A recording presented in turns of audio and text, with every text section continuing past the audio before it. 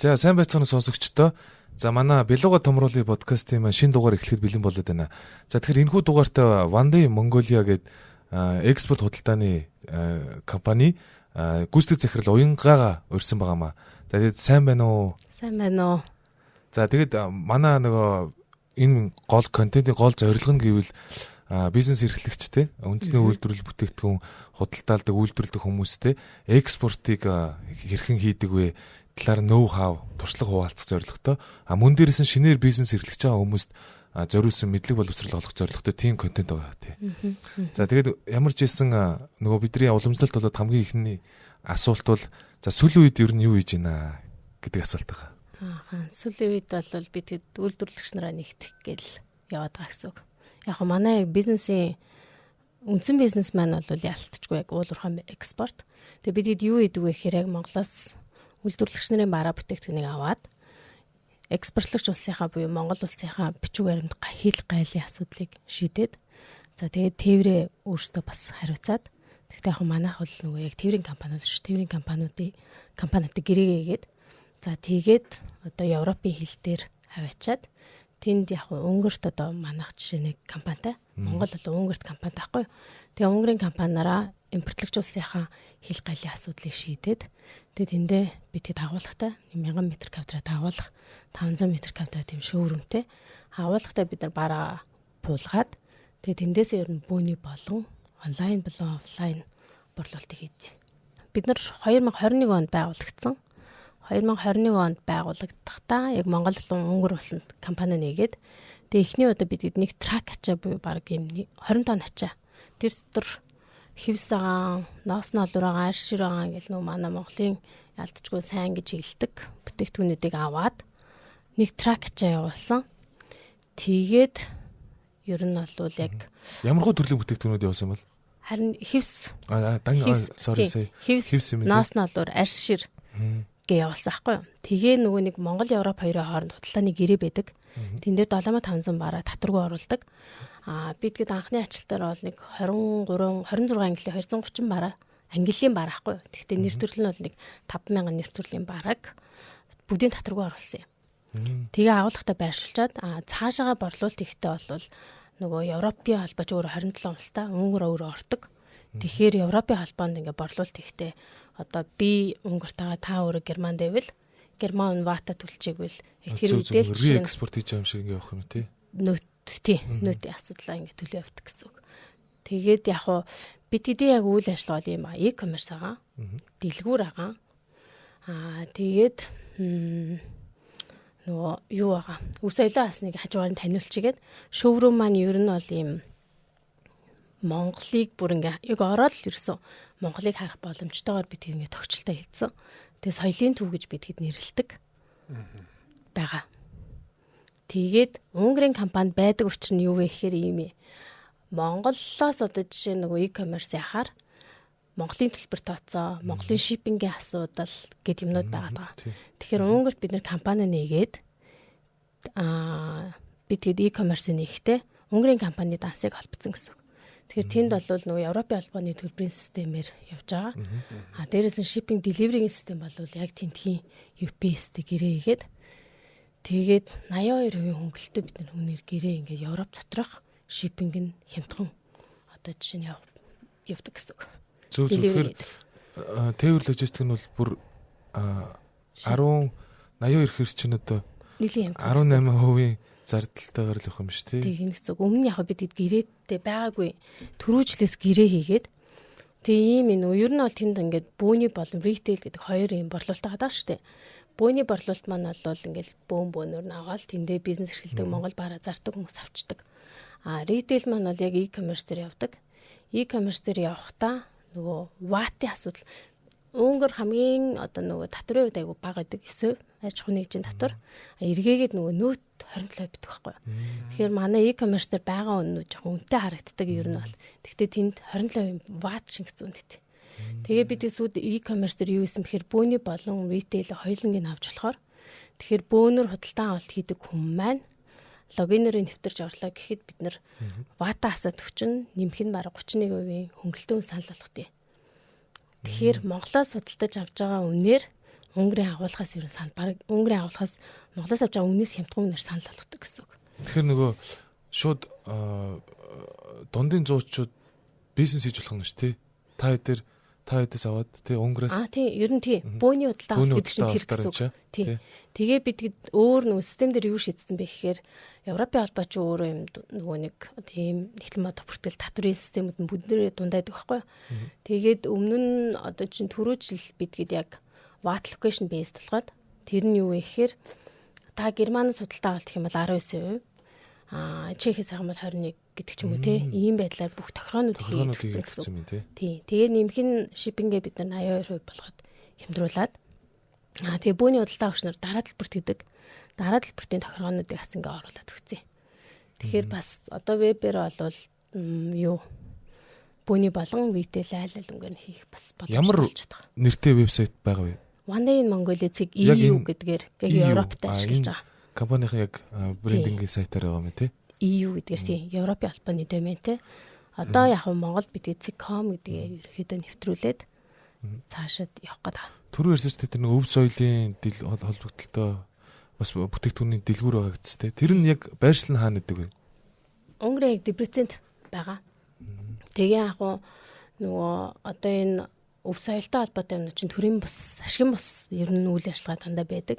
Тэгэхээр бидгээд хажуудаа One Day Mongolia гэдээ бас төрийн бус нэгээд тэгээ яг одоо бодитоор хийсэн юм гэвэл Чехэд нэг юм Азийн соёлын төв гэж байдیں۔ Одоо дээр үед нэг чех хүн одоо яг нэг социализмын үед Монголд ирээд цэрэг байсан юм лээ. Тэгэхдээ нөгөө Монгол их нэртэй болоод тэр үед айл алга нөгөө танка гэдэг нөгөө даван дээр зурсан бурхан байдیں۔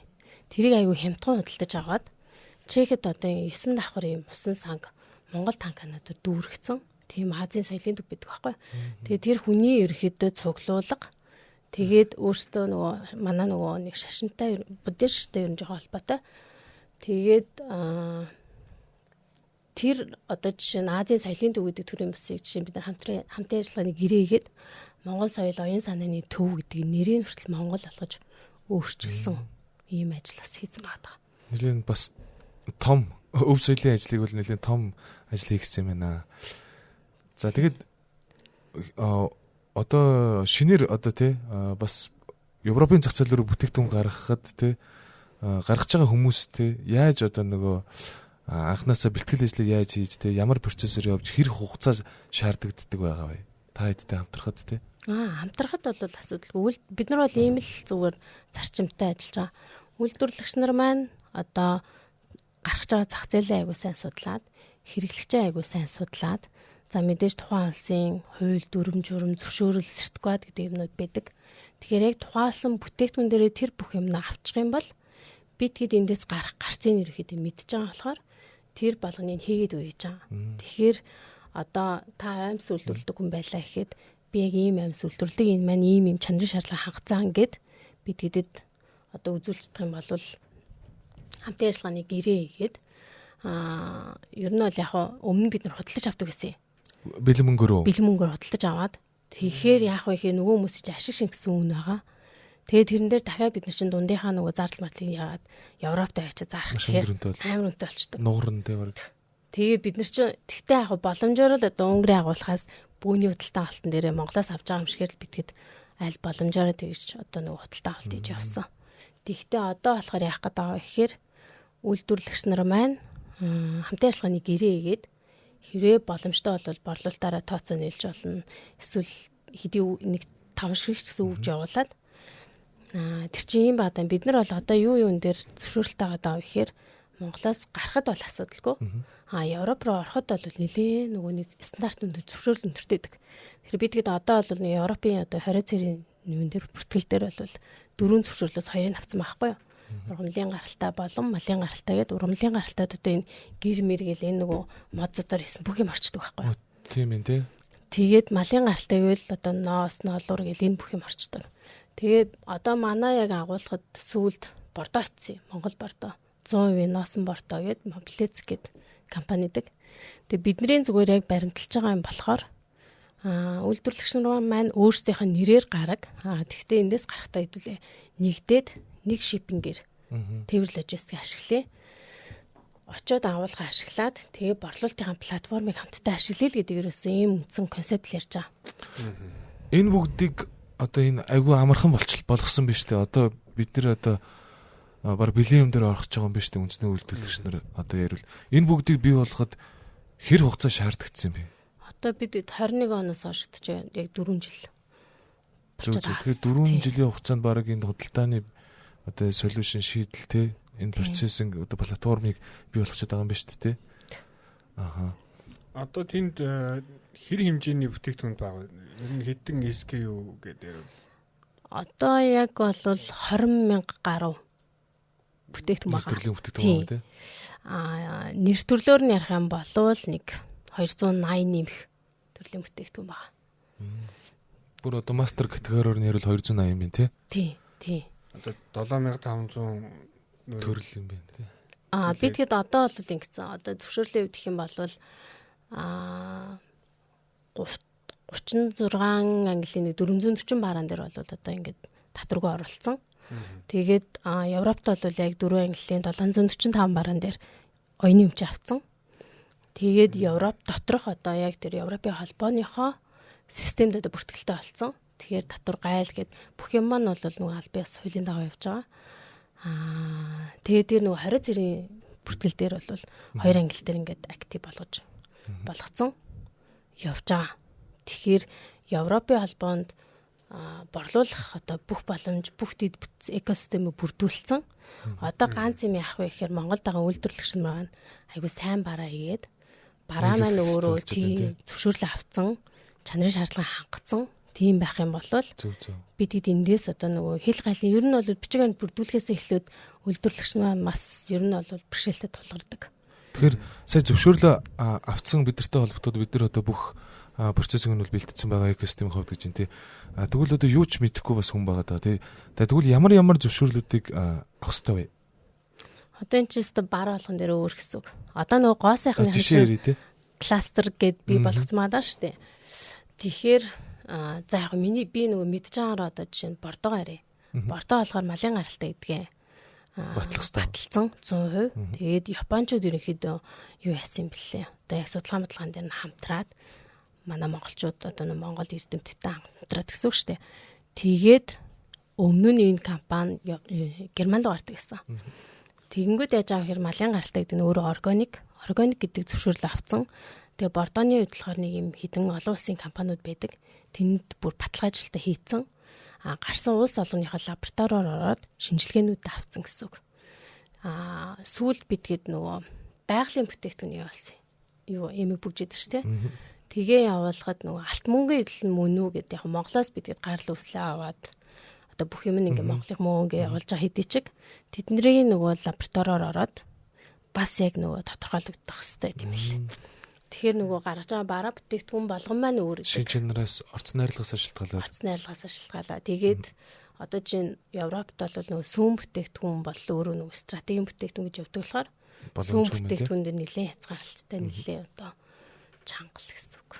Одоо юу хідэн компани бүтээгдэхүүн байна.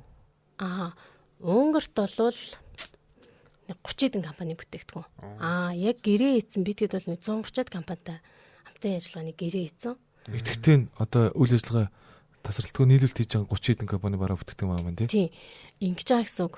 Одоо яг ажиллаж байгаа нөгөө e-commerce маань бол Европын агуулгаас нөгөө шууд delivery хийж болохоор бид нэр веб дээр 3-5 хоног delivery хийнэ гэдэг ингээд promise өгсөн. Тэгэхээр бид нөгөө Унгарын агуулга дээр байрсан бүтээгдэхүүнүүдээ одоо энэ веб дээр байршуулж байгаа гэсэн үг. Тэгээд эндээс нөгөө нэг одоо компаниуд явах бол эхлээд агуулгад авчихсан. Яг зөв. Яг энэ процесс бас нөгөө өмнө нь манай подкастаар бас орж ирэхэд бид нар ярьж ирсэн тий. Америк руу экспортлох. Тэгээд тэр хүртэл яг энэ модель бас айгу ажиллаад байгаа тий. Эхлээд нөгөө бүр ингээд хаасан нэг улсаас нөгөө улсад шууд e-commerce-ээр одоо бараа авахд бол айгу төвхтө Монгол ялангуяа тий. Хятадаас бол гаргаж болох гээд байгаа. Тэгэхээр яг бэлэн байгаа тэр улсад нэг агуулгад байгаа байвал e-commerce хийхэд маш амархан хялбар хурдан болчиход байгаа тий. Тэгж байгаа. Яг үнэ тэгж байгаа. Одоо бид ч нөгөө вебээс ингээд нөгөө шалгаас сууж штэ. Тэгээд манай нөгөө дижитал маркетинг охин зарим нэг бараануудыг бид нар Монголоос ингээд delivery ингээд тавьсан байгаа байхгүй. Аа, Тэгээ за. ингээд check out хийхээр Монголоос ингээд болчдөг. Шууд хүн нөөрөө. Тий. Аа. Scroll бидэд ингээд шалгаж сууж байхад Бараг ирэхгүй байна даа гэж бодлоо тий. тий. Тэгэхээр нөгөө итгэл маань ер нь бага байгаа л гэсэн үг. Тэгэхээр нөгөө pre-order бол жоох хэцүү мэн тий. Тий. Тий. Тэгвэл pre-order гэхээр нөгөө бас зарим хүмүүс мэдгүй ч бодог. Энэ бол нөгөө урьдчилан захиалга тий. Эхлээд хэдэн сарын өмнө хэд хоногийн өмнө захиалга авчаа дараа нь бэлдэж явуулдаг тий. Тэгэхээр Европод аль улсууд те ямар бүтээгдэхүүнийг илүү төлхөө авд юм. Та хэд бас энэ бизнесийг хийгээд бас одоо тодорхой хэмжээний одоогийн харилцагч дээр үндэслээд дататай болж байгаа те. Гэхдээ бас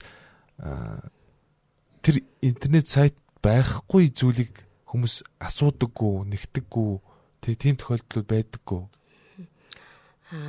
Яг нөгөө Европын холбооны ашигладаг бараа бүтээгдэхүүн гэхээр угаасаа нөгөө манай ноос нолоор ер нь нэлээд алдартай. Тэгвэл тэр маань яг Christmas-ийн үеэр л зарагддаг. Season тийм, ерөөсөө season product.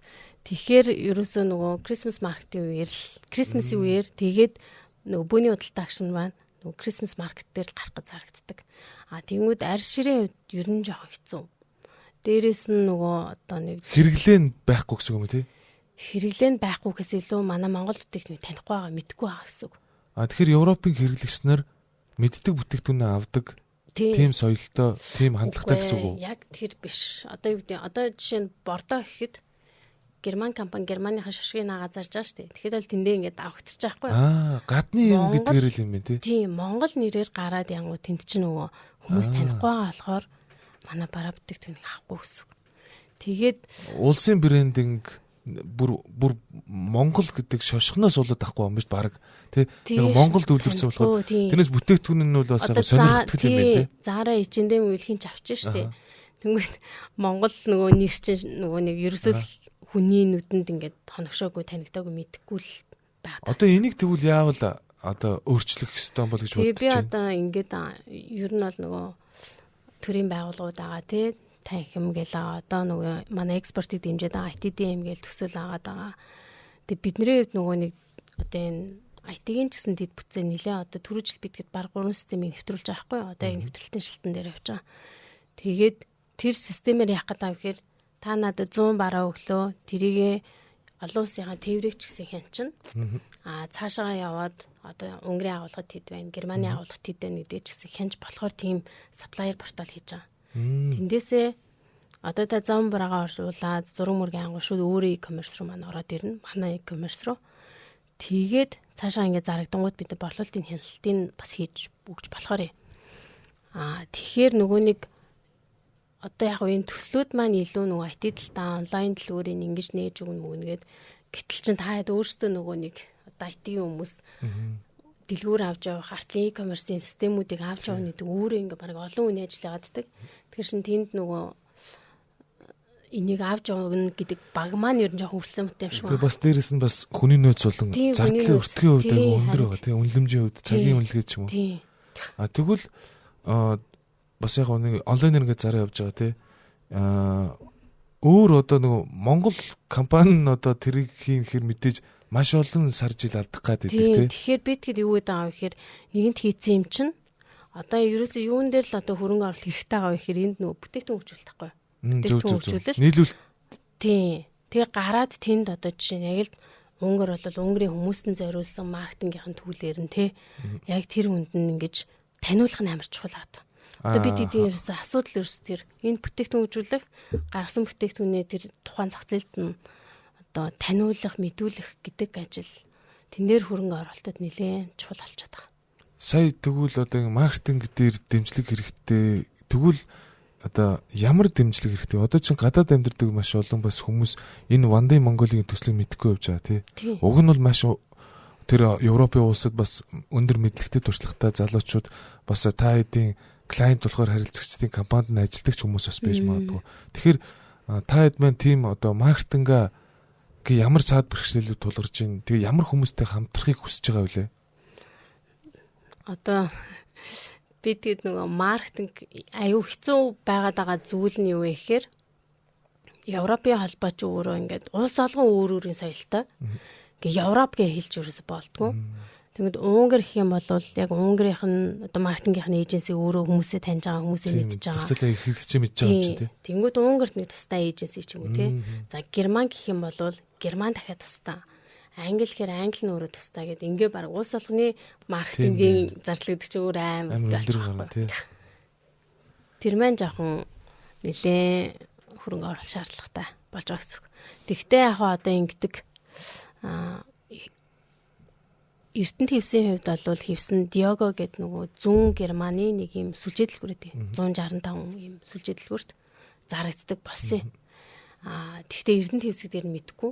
Диого гэдэг супермаркетаар мэдчих байхгүй. Тэгэхээр бид хэд яах вэ гэхээр яг тэнд танигдсан, мэдэгдсэн компанид бараа нийлүүлчихдэг юм бол тухайн нөгөө нэг компани брендээр ерөөхдөө зарагдах борлуулах боломжтой. Тэгэхээр эсвэл бид нэр white label ч юм уу хийгээд те эсвэл private label-ээр манай үйлдвэрүүд ажиллаж чаддаг бол тэр Европын компаниудын брендинг гэд тэд өөрсдөө хийгээд те аль хэдийн эсвэл хэдэн жил хийсэн брендинг дээр нэг бас нэг шинэ бүтээгдэхүүн гаргаж байгаа бол манай монголоор хевсээ захиалаад тэд өөрсдөө шошгоо наалгуулад white label хийгээд эсвэл бүр захиалж хийлгүүлээд private label-ээр хийвэл манай Монголд бол нэлийн боломж харагдж байгаа юм байна тийм. Ер нь үйлдвэрлэгч тэгж хийдэг.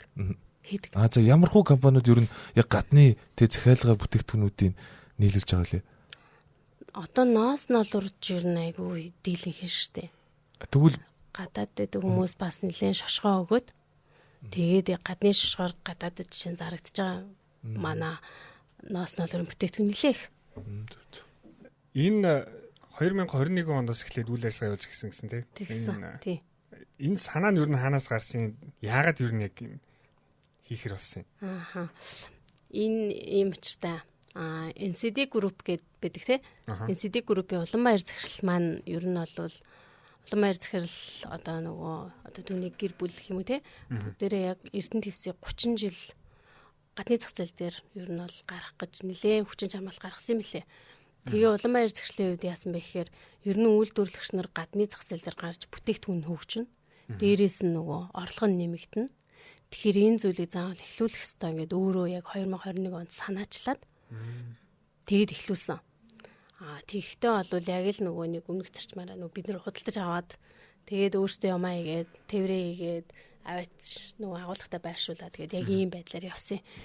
Яг сүүлийн 3 жилийн хугацаанд ингэж ажиллахдаа бид нар яаж татваргүй оруулахыг мэддэг болчихж байгаа. Бичиг баримтаа яаж хийхийг мэддэг болчихж байгаа. Тэнд аваачаад хэдэн төгрөгөөр яаж зарагдах уу? Үнээ ер нь гаргадаг болчихж байгаа. Тэгээд цаашаа борлуулалт хийхдээ нөгөө татвар нөөт гэл тэ нөгөө Европын холбооны бүх нөгөө компани асуудлуудыг мэддэг болчихж байгаа. Гээд тэгтээ нөгөө Монгол бараа маань өөрөө бас нэг сайн зарагдахгүй байсан. Ер нь бол. Тэгээд маадэр яг манай компани бол өөрөө NCD болон ICD group-ийн партнер. Ер нь энэ төслийг эхлүүлж байгаа компани. Тэгээд энэ дээр ер нь бол манай стратегийн яг удирдагчаар ICD group-ийн төзийн даргал Хамсуран гэдэг хүн байгаа. Тэгээд Улаанбаяр захирал байгаа. Тийм хүмүүс байгаа. Тэгэхээр одоо хүмүүс одоо ингээд сая ингээд амар олон процесс явал хэдэн жилийн шаардлагатай экспорт хийн гэдэг чинь айгүй хэцүү юм биш тэгэл ойлгож байгаа штэ зарим нь. Тэгэхээр тэр одоо зарим нь айцсан байгаа штэ бүртээ ингээд энэ ямар хэцүү юм шиг байна гэд. Тэгвэл тэр хүмүүст хандаж одоо ямар зөвлөгөө өгөх вэ? Одоо тий. Одоо би бол үйлдвэрлэгч нар маань бүтээгдэхүүнээ хөгжүүлээд үйлдвэрлэлээ хийгээд яг экспортод гарах гэж байгаа хүмүүсээ бол экспортын үйлчлэгээнүүдийг бид үзүүлж чадна. За яг Европын холбоонд бол агуулга дээр байршуулчаад тэндээсээ борлуулалтыг нь бол хийж өгье гэдэг юм яаж байгаа. Гэхдээ зарагдана гэдэг бол аюу хэцүү. Нөгөө тухайн тий Европын холбооны хүмүүст нь тэгээ нөгөө нэг сегментэд нь зориулагдаагүй байдаг манай бүтээгдэхүүнүүд. Тэгэхээр бас нөгөө зарагдахгүй байх тохиолдлууд ер нь их. Тэгэхээр яан зааж тайд маань худалдаж аваад явж гин үү эсвэл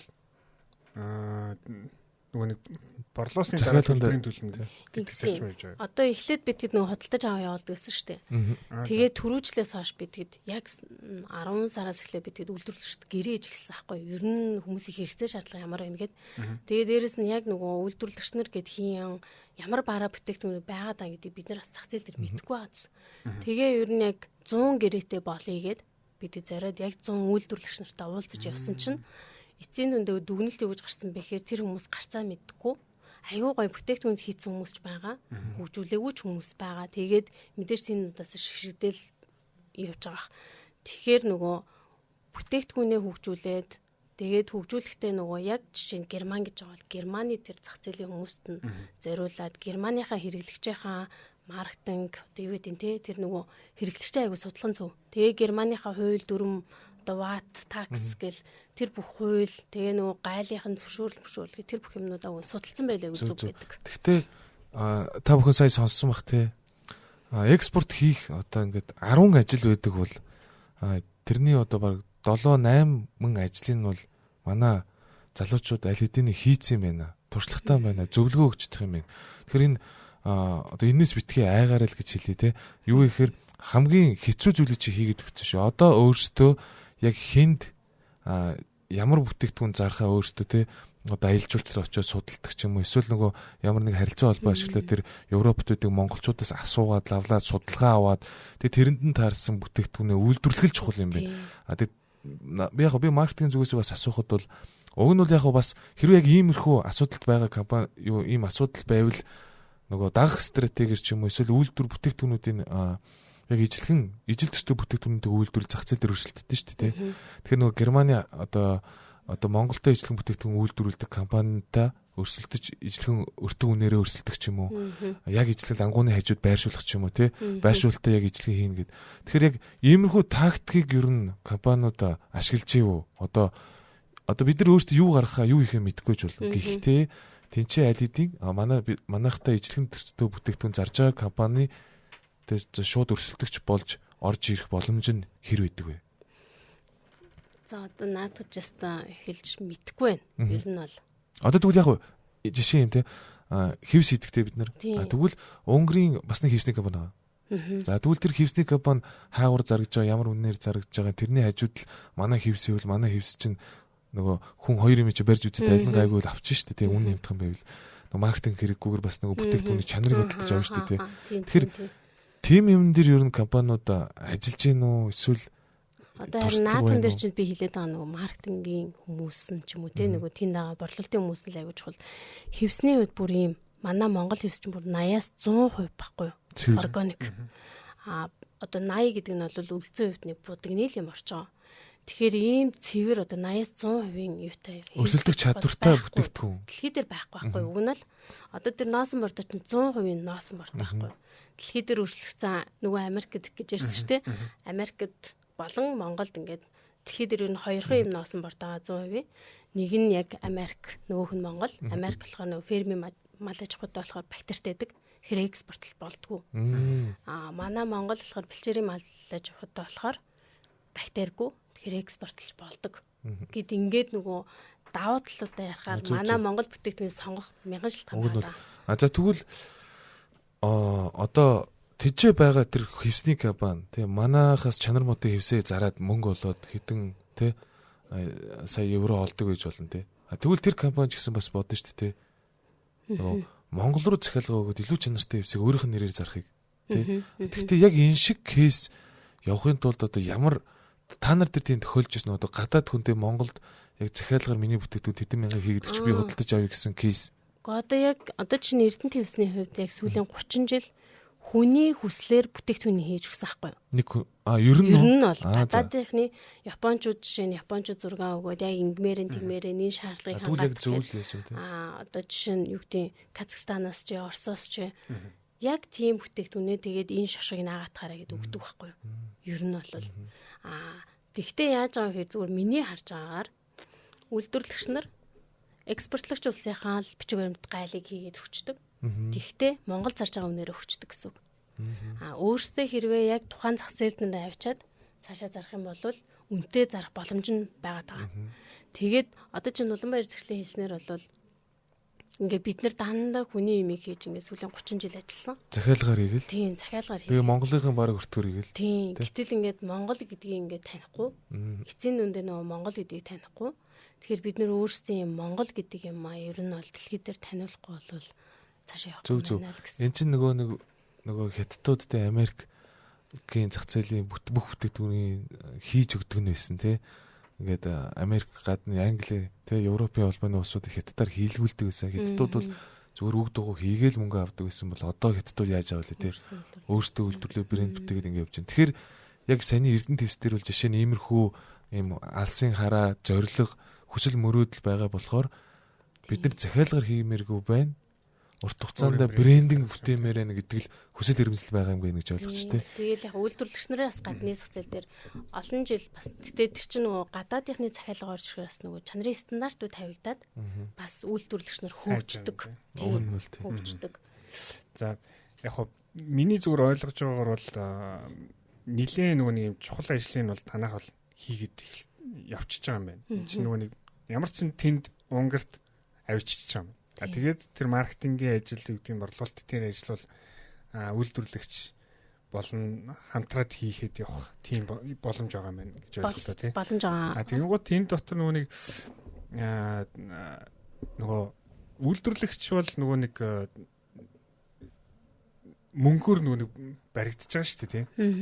Эргэлтийн хөрөнгө тий. Эргэлтийн хөрөнгөний асуудал ирэх гэж байгаа юм. Тэгэнгუთ энэ асуудлыг ер нь та хэд маань яаж шийдэж чинь? Уул нь бол юу гэдгийг гадны орнуудад бол угаасаа бүр юм нөө экспертийн зорилттой тийм зээлүүд батлан даалтууд тий. Ингээд нөө гаргаад өгчдөг тий. Ийм явдаг. Манад болохоор энэ одоо л яригдж байгаа болохоос яг бэлэн ийм кейс бол баг байхгүй юм байна гэж би ойлгосон. Яг юу байгаа. Экспортын зээлийн даатгал гэж төрөө ярьжсэн. Монголд яг нөгөө нэг үндэсний давхар даатгал гэж төрөмжт компани байгаа. Тэднийх одоо яг олон улсын нөгөө зөвлөгөө үйлчилгээг аваад маа дээр дөнгөж нэвтрээд одоо ганц 2 жил болоод тэгтээ тэрийг яг үнэглээд ашиглаж байгаа одоо кейс нь 1-2 л байгаа юм билэ. Тэгэхээр нөгөө тэр юу гэсэн үг вэ гэхээр зээлээр нөгөө бараагаа өгөө явуулчихна. Зээлийн эрх тогтоогоод өгчнө. Тэгээд энэ хүн 6 сарын дараа зээлээ төлөхгүй бол одоо бараагаа төлөхгүй бол нөгөө даатгалаас мөнгө өгнө гэдэг ийм л юм байгаа таахгүй юу. Тэгэхээр нөгөө үйлдвэрлэгч нар маань санхүүжилтийн асуудал яг яригдчих байгаа гэсэн. Тэгээ бид гээд нөгөө хуучин болвол сүүлийн 3 жил яг нөгөө бараагаа худалдаж аваа явуулж байгаа шүү дээ.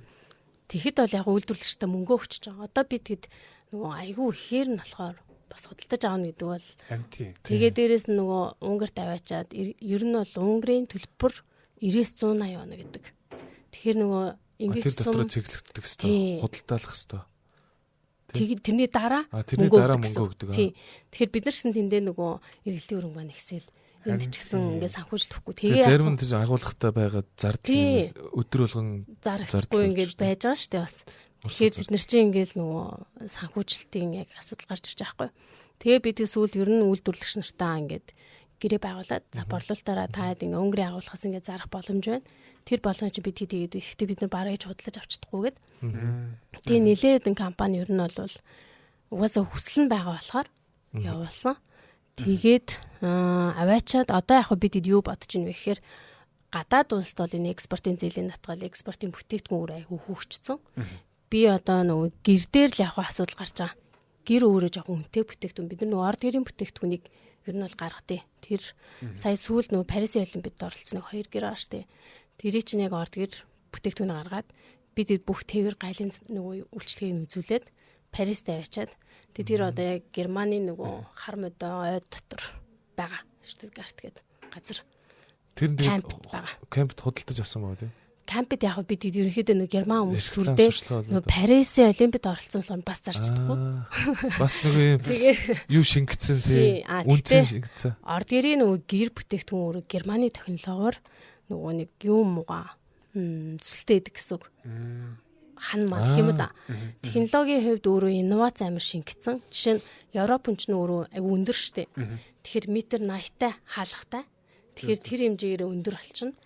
Дээрээс нь нөгөө ус чийг гэд Европын албанд ер нь бүтээгдэхүүнээ гаргах гэж 5 жил ер нь бол хөгжүүлт хийсэн. Тэгээ одоо ерөөхдөө аваачсан. Тэгээ бид гээд нөгөө орд гэрийн бүтээгдэхүүн дээр яаж байгаа вэ гэхээр өөрөө нэг Монголд ч гэсэн жоохон үнэтэй байхгүй юу. Тэгээ тэнд гарахаар нэг 7,000 евроноос 12,000 евро болох гэдэг. Тээвэр мэвэр ингээ орохоор. Тэгэхээр энэ өөрөө нөгөө шууд авахд аюу хэцүү болохоор экспортын зээлийн даатгалыг ер нь ашиглаж үзмээр байгаа даа. Тэгэхээр Унгарын компаниасаа худалдаа авагчтайгаа бид нэр экспортын зээлийн даатгалаар хамтраал. Тэгээ 6 сарын дараа мөнгө авал. Тэгчих юм бол эргээд Унгарын компаниасаа бид нар Монгол руу бас санхүүжигдээд Тэгээ эндээ бид нар үйлдвэрлэгч нараа тухай бүр ингээд санхүүжүүлээд явах боломжтой болж ирсэн шүү дээ. Төлбөрийн төлөх. Тэгвэл бид нар үнэ зөв зохиогоод уг нь яг энэ модулээр явах юм бол бас эрсдэл багтаагаар урьдчилгаа төлбөр аваад үйлдвэрлэлээ тасралтгүй хийгдэх боломж үг нь харагдаал байна гэсэн үг шүү дээ. Харагдаалаа тий. Энэ дээр тэгээ одоо яалчвал одоо нөгөө сүүлийн үед яриад байгаа тэр цагаан алт гэдэг хөтөлбөр шиг ноос ноолуур тий арьс шир за хивс ч гэсэн ноос ноолуур бүтээгдэхүүн явж байгаа. Эдгээр бүтээгдэхүүнүүд л экспортын дээр нэлийн Европ руу ч гэсэн бас гарсан хэвээрэл байгаа юм байна тий. Хэвээрээ Одоо тэгэхээр бидний одоо өгөгдөл тодорхойлоод эхэлчлээ тий. Яг саяны малын гаралтай бүтээгдэхүүн, байлан гаралтай бүтээгдэхүүнээр л дэлхийд экспорт хийнэ гэхээс бусад боломж бол маш бага юм байна шүү дээ тий. Эсвэл байгаа юу? Үгүй байгаа одоо. Ингэсэн. Үгүй яг одоо янз бүрийн байхгүй. Бид нар одоо юу гэж байгаа гэхээр зорилго маань Монгол хүний оюун санаагаар бүтсэн тий бүтээгдэж байгаа бүтээгдэхүүн үйлчлэгээ юу гэдэг нь тэрийг экспортлох гэж байгаа. Эхний ээлжинд бид нар бараа гаргаад үзэж байгаа. Бит бараа тий. Бит бараа. Явцдаа бол бид нар одоо сервис үзүүлэх гэдэг. Сервис дотор IT-ийн үйлчлэгээнүүдээс орж болно. Маркетингийн үйлчлэгээ, хуулийн үйлчлэгээ гэдэг. Тэгээ нөө гадаад идэг монголчууд ч өөрөө энэ үйлчлэгээнүүд аюу хэрэгтэй юм лээ. Ер нь бол тэгэхээр нөө оюуны бас экспорт хийж болохоор гэдэг. Тийм яг хөө тэр бол нөгөө фейс 2 дотор орсон явж байгаа. Ийм урлагийн бүтээлүүд яадаг бол урлагийн бүтээлүүд орно шүү дээ. Ер нь бол одоо нэг уран зурагч юм уу эсвэл ямар нэгэн ийм сэлбэр тий. Тэр бол оруулна л гэж бодоод байна. Гэтэ яг тэр нөгөө бид хэд нөгөө өв соёлоо түгээн дэлгэрүүлэх гэдэг зорилтын хүрээнд явна. Одоо нөгөө гадаад тий үзэсгэлэнд оролцох одоо юу гэдэг том нөгөө ивент арга хэмжээ байвал тэрүүнгээр бид хэд ингэж хамтарч тусалж оролцъё гэдэг ч юм уу. Тийм байдлаар бол явна гэж. Одоо нөгөө юунууд бас экспортод одоо уг нь бол бас одоо ном зохиол тий оюун нэмж. Би яг наадаж ярьчихсан. Сайн баяр гэдэг нэг зохиолч ах байгаа. Тэр ах нөгөө нэг Чингисийн одоо баг болон яг нөгөө хаан байсан үеийнхэн англи хэлээр өөрөө бүр Америкт кино найруулагчаар төгссөн гэлөө дээ. Тэгээд англи хэлээр гаргацсан номоо. Ер нь бол график новел гэж хэлдэг юм билээ. Ийм зурцтай, дүрстэй. Тэгээд бид тэрийг гаргасан. Тэгээ өөрөө ч гэсэн Монгол зардаг байсан. Яг одоо бол нэг ширхэг зарагцсан байхгүй юу? Тэрний юу гэхээр Австрали руу гадаад хүн авсан байсан. Тэгэхээр боломж бол байгаад. Тэгэхээр ямар ч бүтээгдэхүүн болж байгаа. Тэгэхээр уг нь бас оюуны хөтөлбөр чи тэр гоё шүү дээ. Монголын нөгөө юм гоё уран зохиол тэгээ түүхийн эсвэл нэг Монголын философитой холбоотой юмнуудыг экспортлуулаад айгуу гоё шин чимэг болно шүү дээ олон улсад тий. Тийм. Одоо тэнд чинь баабургай нөгөө англид бичсэн номнууд хүртэл байгаа. Тэр жишээ нөгөө арьсан дээр ингээд зурцсан зураг өргөдөг шүү дээ. Тэр мэрийг жишээ сая сүулт нэг хаашаа лээ спам руу нэг хүмүр худалдаж авсан. Одоо бид нар Америк руу нэг үзэсгэлэнд ороод оролцоод явж байхад бас шатар хийсэн байгаа байхгүй юу? Хөлөг тоглоом шатар тэрийг айгуу гоё хийсэн. Бүр өндөр зэрэглэлээ. Тэгээд өөрийнх нь уурханаар бүх юм нь өөрийнх нь оюуны ухаан. Тэгээд яг тэрийг ингээд үзэсгэлэн дээр тавихад бол хүмүүс айгүй сонирхож байгаа байхгүй. Шатар бол дэлхийн тоглоом тий. Энэ бол нөгөө дэлхийн хүн бүхний мэддэг хэл гэдэг шиг. Одоо тэгэхээр тэрий чинь нэг хэлбэр дүрсийн гоё соёл оруулаад зарж яхад хүн нөгөө энийг мэдхгүй бүтээгдэхүүн гэж бол харахгүй шүү дээ. Зүгээр л шатрыг мэднэ. Энэ ямар гоё шатар вэ гэж шууд зарагдаж байгаа байхгүй. Тэгэхээр олон улсын мэддэг зүйлийг ингэж дөөрэж нөгөө оюуны бүтээлийн нэмж тоглоом ч юм уу ингэж зарах юм бол бас экспорт нэлээ. Заавал нэг өөртөө бүтээж шинээр бас тий нөгөө одоо хэдэн сая мэрэгжлийн хүмүүс дундаас цойлж гарч шинээр бүтээн гэдэг чинь бас хэцүү шүү дээ тий бүтээгдэхүүн дундаас. Тэрний оронд бас аль хэдийн юм бас кейс юм тий. Манай нөгөө Унгарт компаниг яг хариуцдаг ах маань даваад имэрлэгээд ах хэдий. Тэр ахын том охин нь жишээ нь яг дэлхийн авраг болж исэн. Шатрын дэлхийн авраг. Яг шатраа бол нөгөө бизнес олгоцсон. Үгүй юу, ажил гэх юм уу. Хоёр дахь охин нь Унгарын нэрийн өмнөөс шатар тавуулдаг. Гэр бүлээр бүр юм шатар тавуулдаг. Тэгээд сүүл бид нөгөө хаан шатрын хоёр шатрыг ер нь явуулсан. Шатартай холбоотой юм чинь гээд өөртөө бүр амар сонирхоод тэгээд охин нь ер нь дандаа ийм захиалга өгдөг. Ингээд нэг юм шатрынхан ч өөр айгүй үнэтэй лагшри юм хувцас өмсөж оролцсон юм байна. Тэмцээн дээрээ. Нэршмаар ингээд сарын турш ингээд 7 хоног болгон тэмцээнд оролцож явчихсан юм байна. Тэгээ аав нэг ингээд байнга хажууд навчдаг.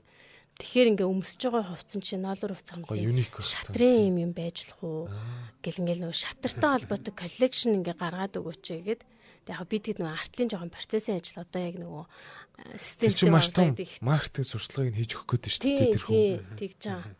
Тийм боломж бол байна. Тэгвэл наа чи бас гоё ажиллаж. Заавал нөгөө хуучинсгэр бүгдээрээ бит бараа гэж харахаас илүүтэйгээр сүүлийн орчин үеийн залуучууд одоо чи манай одоо ингээл цахим спортын спортын Монголц гэж баг байгаа байхгүй. Монголц гэдэг баг бол экспортыг дэмжих маш том брендинг. Тэгэхээр энэ Монголц гэдэг багийн залуучуудыг дэмжиж тэр европчууд бүгдээрээ энэ спортын хамгийн шилдэг багууд байдаг. Энэ Counter Strike-ийн хамгийн шилдэг багууд бүгдээрээ Европоос гаралтай байгаа. Тэгэхээр чинь Европ руу экспорт хийнэ гэдэг чинь монголзоор экспорт хийх хэрэгтэй болж хувирж байгаа байхгүй. Яа тэгэхээр Монгол Европын тэмцээнүүд сая Унгарын тэмцээнд орсон, Будапешт зөндөө олон тэмцээнүүд сая ороод одоо өчтөр хүртэл нэг тоглолт хийсэн байгаа байхгүй. Тэгэхээр тэрийг үзэж байгаа үзэгчийн тоо зүгээр л нэг бичлэг шүү дээ. 40-50 мянгаар хандлтаа байхгүй. Тэгээ тэр нөгөө Counter Strike-ийн e-спортын тэмцээнийг тэр монгол залуучууд Монгол гэдэг нэрийг таниулж өгч байгаа байхгүй. Тэгэхээр миний яриад байгаа юм бол бид заавал нэг хуучин бүтээгдэхүүнийг экспортлох бишээ. Тэр Монгол гэдэг нэртэй ноолуурын цамцыг хийх юм бол тэр Европын холбооны бүх тэр Counter Strike тоглодог хүүхдүүд авч магадгүй. Тэ? Эсгээ гутал тэр монголзоор л одоо ингээд баг брендинг хийчих واخгүй. Бид нар энэ ингээд бас маш олон янзаар үзсэн. Гэхдээ бидний хажууд өнөөдөр дэлхийн хэмжээний одод амьдраад бид нартай цуг явж байгаа тэр 10 20-д залуучууд байгаа байхгүй. Тэгэхээр бас уг нь бол бас тийм санаа төрж байна тий. Тийм байна. Ирээдүгөө харсан шин залуучууд тий Инстаграмын одууд магадгүй Европт бас амар олонний дэл болсон манай Монгол ютубер гэж болно шүү дээ тий. Тэр хүнтэй хамтрах ч юм уу гэд. Сүүлийн үеийн бас нэг юм бас трендэд дагаад экспортоо хийвэл бас тий. Харин тий. Тэгвэл одоо Монголын багийн оюуны өмчийг таад авахултгаа. Өө бид хэд бүр нөгөө хүү хамтлагч нөгөө улам баяр зэрсэн анх яг нөгөө одоо дэлхийд гарахаас өмнө ер нь ивентэд гэж мэдээж ингэж ер нь нилээ нөгөө хувь нэмрээ оруулсан юм байлээ. Тэгээд хүү хамтлагч нөгөө гадааддаг гэрээгээд одоо тийм Монгол тоглоход амар үнэтэй тоглож болох тийм билээ ер нь боломж. Тэгээд бид ч нөгөө хүү хамтлагийн мерчийг ер нь бол байрлуулъя гэдэг бас нөгөө гэрэмэр их гэл яваад л. Манай зочил платформ сүүлийн үед нэг шинэ технологи хийсэн. Одоо зах зээл гарах гээд бэлэн болгож байгаа. За тэр маань болохоор нэг шеэрлэгдэх нэртэй. За тэр систем нь яах вэ гэхээр яг л энэ асуудлыг бас шийдэх боломжтой гэсэн.